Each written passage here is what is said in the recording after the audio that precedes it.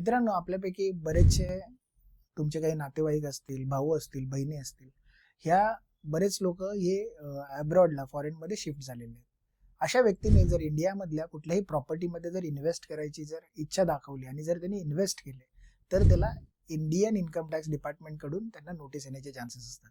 त्याचं मूलभूत कारण म्हणजे त्यांनी जे काही इन्व्हेस्टमेंट केलेली आहे त्याचा सोर्स डिक्लेअर करणं गरजेचं आहे. अशा वेळेला बऱ्याच वेळेला तुम्हाला नोटीस येऊ शकतात आणि ह्या नोटीसला उत्तर देताना तुम्हाला तुमचं सगळ्यात पहिलं म्हणजे रेसिडेन्शियल स्टेटस प्रूव्ह करावं लागतं. जर तुम्ही NRI म्हणून डिक्लेअर करू शकला किंवा प्रूव्ह करू शकला तर तुमचं फॉरेन इन्कम हे इंडियामध्ये टॅक्सेबल होत नाही.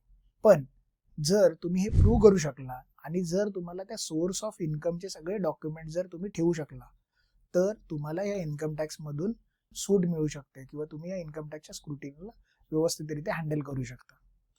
NRIचा स्टेटस डिक्लेअर करण्यासाठी तुम्हाला विजा असतील, त्या विजाच्या डेट्सवरून तुमचं NRIचा स्टेटस शोधू शकता.